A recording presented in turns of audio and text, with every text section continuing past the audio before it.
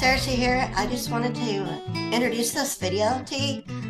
We had a chance to catch up with our friend Manchán Magan in Letterkenny yesterday, and he was kind enough to meet us backstage for a wee interview.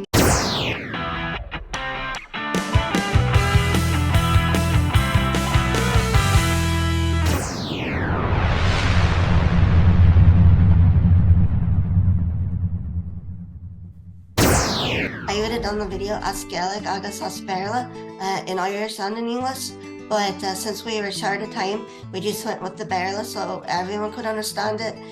We're talking about his book, Listen to the Land, and we started off with the River Crolly here in Donegal, so the Crolly River, and it starts off at the very first of the book. That's where he starts at. So it was really fun to catch up with him, and I'm really excited to share it with you today. Click the like button and subscribe because YouTube really likes that, and I like it because then I know that I'm sharing it with you and it encourages me to do more. I appreciate that with you, and I've been able to meet people from the videos.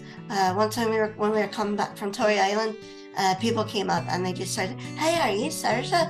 And so that was fun. So worldwide, I'm getting to meet more people, and that's exciting too. So it really encourages me to do these videos. So anyway, here's the video of the interview that we did last night with Manchán Magan in the Letterkenny at the An Grianán. So that's the Grianán Theatre there.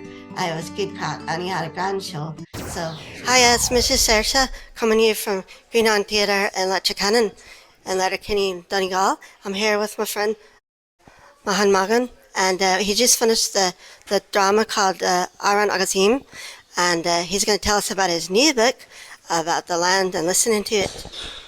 Exactly. So the new book, Listen to the Land Speak, it's about the insights that the land will give us into our heritage, into our past. So like, what are the cultural aspects that were locked into the landscape that we can now go out and see? So by going to see rivers and realizing, just doing a bit of research and realizing that the rivers are these female goddesses often in mythology, and also even a lot of the names of the rivers have these female names associated with them in the Irish language. So we see that the land was this divine element. Or even the trees, the importance of trees, not just for practical use, but that trees were, again, divine. There was the concept of the billa, the sacred tree, and that the tree was a thing that almost a tribe would worship or would protect and defend. And we can see that through, particularly like Moville in Donegal Mach on Billa, the plane of this sacred ritual tree. So that's what the book is about, us reappraising the landscape and realising that there's actually wisdom about what our ancestors were doing within the landscape. And it started off with River Crolly here in Donegal. Exactly, yeah. So Donegal Ireland is a great member. He's of the UDROS, but also of the Place Names Committee.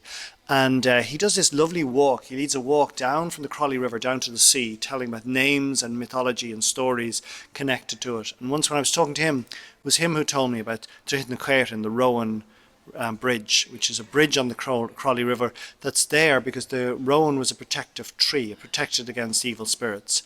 And as his granny told him, there was this Dobharcú, or this evil monster, a Dobharcú type of, a Dobharcú means a water dog who would have sucked young children in to it. So all around us are these stories that animate the land. I can see. Got a meal in my get. Oh, that's bull, that's good, let's get my get. So, Shiniga Fox.